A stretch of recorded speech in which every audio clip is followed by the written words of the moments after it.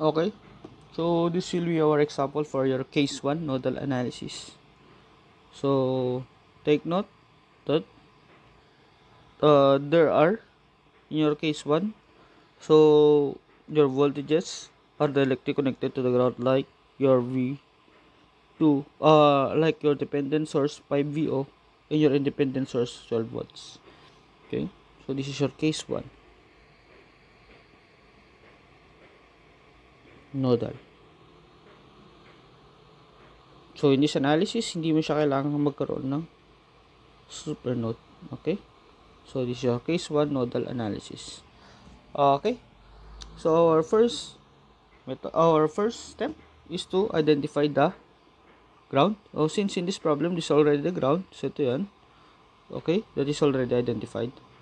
Our next step is to create or identify the direction of your currents. Actually, your identified currents will be assumed all throughout your calculation. So we have our 12 volts. So I will name my current as my I at 12 volts to V1. Pwede kong ilagay yan. Okay. And then, next is my V1 to 4 ohms. So I may say that this is my I 4 ohms. Okay. And next is I will assume this as my I 5 VO to V2. Or let's say, okay, V2. 5 VO to V2. And then I may say that this, or I will assume this current direction as I12 for the indication of V1 to V2. Okay.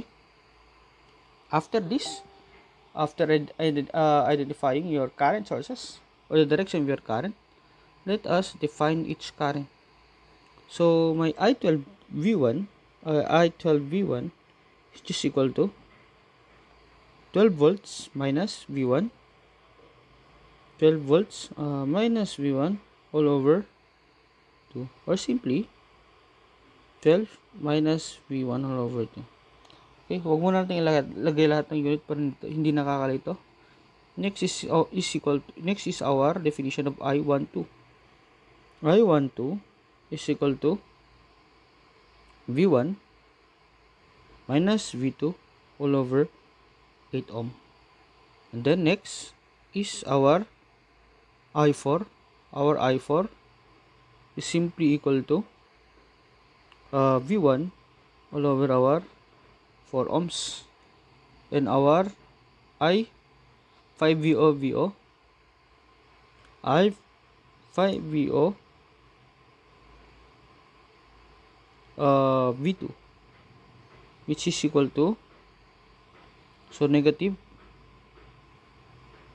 5VO minus V2 all over our 1 ohm. Okay, so kung anong direction, kung saan galing yung higher potential nyo, if it is going from your negative at higher potential, pag lumabas sa negative at higher potential, yun yung magiging that would be your yun yung magiging parang reference nyo. So pag kung kasi ng loop dito papasok sa negative, so therefore my higher potential will be negative.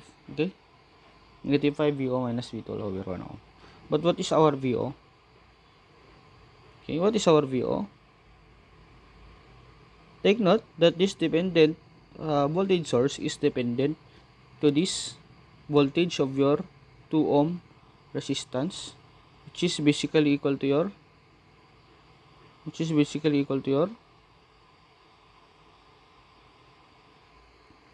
2 multiplied by VO is equal to 2 multiplied by 12 V1. VO is equal to 2 multiplied by I12 V1. Okay, that is our VO. Okay, but what is our 12 V1?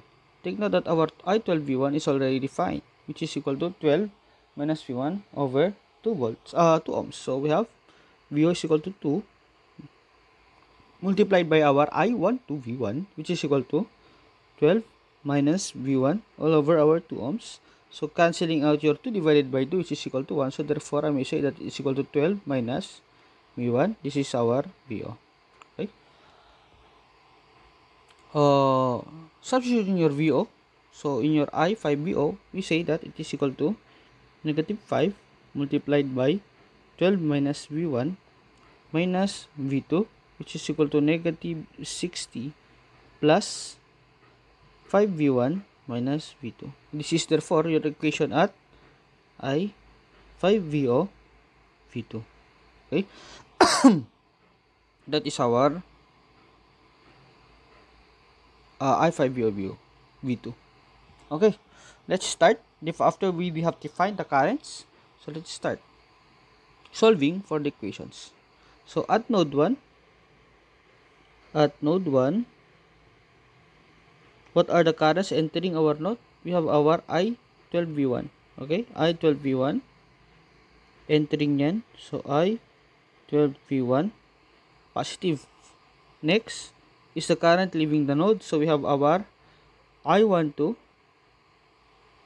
minus I12 and then minus I4 and then our 3 ampere minus 3 ampere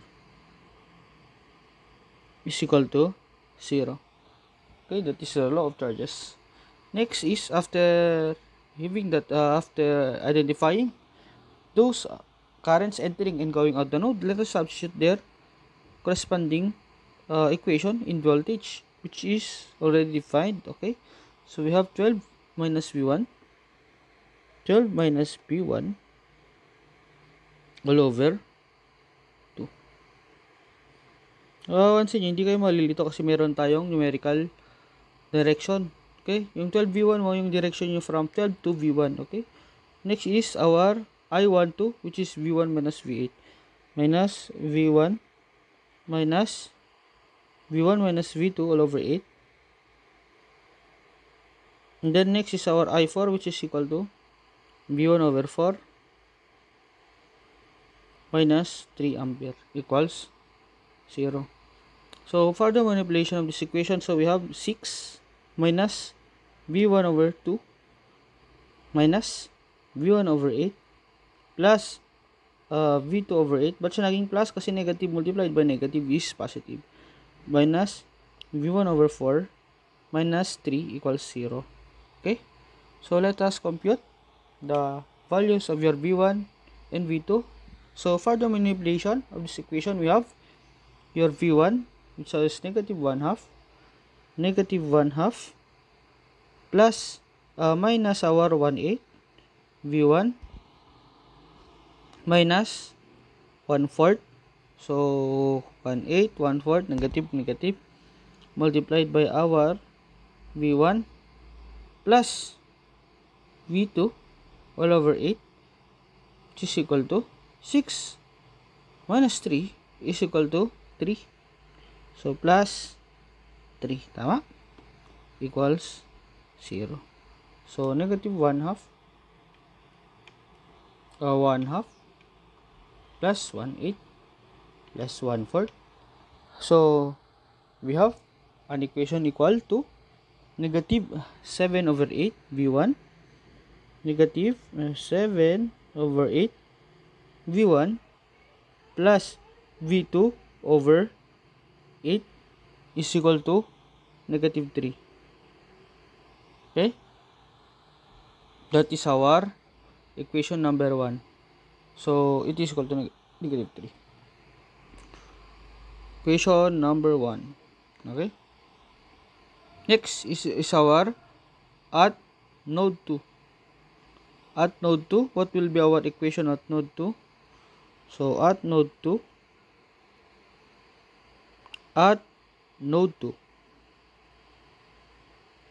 what are the currents entering and going out to your node 2?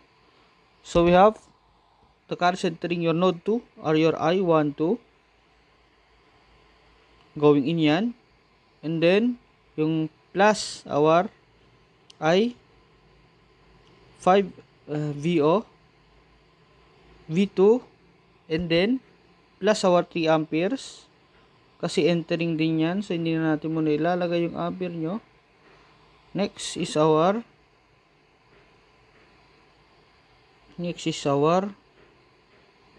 3 ampere. Okay to. Nakalagay na lahat. To, tatlong current lang, no? So, I12 going into the node. Your 3 amperes going into the node. And then, your 5VO going into your node. Okay? So, let us solve this one. So, take note that our I12 is already defined as your V1 minus V2 all over 8. So, positive yan kasi pumapasok siya sa node. So, we have V1 minus V2 all over 8. Minus our 5VO, which is equal to I5VO V2. So, dinefine na natin siya kanina. So, this one. Okay, yan yun, di ba? So, we have, that is the equation of your I5VO V2, which is equal to negative 60 plus 5V1 minus V2. Tama ba? So, negative, positive yan. Tama? Plus our negative 5VO, which is equal to negative 60 plus 5V1 minus V2 plus our 3 ampere, which is equal to 0. Okay? By conservation of charges. Next is to solve for your V1, V2.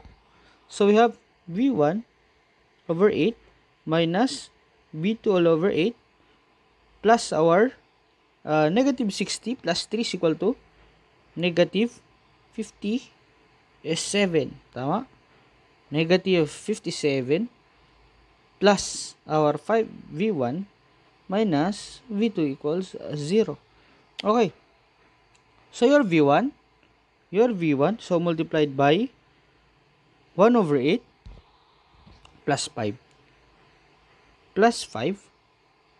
minus or plus your V2. So, 5 to okay, your V2 which is equal to negative 1/8 minus 1 multiplied by your V2. Okay, so paki-check lang yung equations. So, 5V1 negative 1 and then your V2 is equal to negative 1/8. And then adding your 1/8 plus 5, so we have equals ito. Okay, equals 0 yan syempre. So, 1/8 plus 5 is equal to 41 over 8 V1.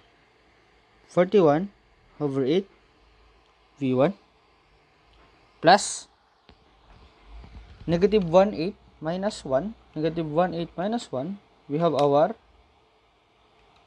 negative 9 over 8 V2. Which is equal to your negative 57. So, ita-transpose natin yan. It's equal to positive 57. Okay, wala tayong nalagay dito. This is negative 57. So, pag tinranspose natin yan sa kabila, so magiging positive na yan. Okay? So, this is our second equation. Okay. So, we have negative 7 over 8 plus V2 over 8, which is equal to negative 3. This will be our equations. So, let's say that this will be your equation 1. Negative 7 over 8. Okay. Negative 7 over 8. So, masyadong mababa. Yung maliit yung yung resolution. Okay. 7 over 8. V1 negative. Plus V2 over 8. Which is equal to negative 3. This is our equation 1. And then our equation 2, which is equal to 41 over 8. V1 plus or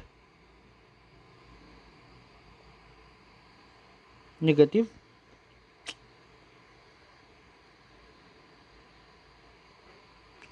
masyadong papansin. So, negative 9 over 8. Negative 9 over 8. V2, which is equal to positive 57. Yan yung mga currents natin. Equation 1. Equation 2. Okay, you may solve it using any form, substitution, cancellation, or Cramer's rule. Pero since nasa bahay kayo, gamitin yung advantage nyo. Okay? So, kunin natin yung calculator nyo. So, itatabulate ko muna siya sa calculator ko. Okay, mode 5. Mode 5, 1. So, we have negative 7, 8. 1 over 8, which is equal to negative 3. And then you have our 41 over 8. And then our negative 9 over 8, which is equal to 57. Okay? So, we have our calculator. Then, the calculator will be, so, what?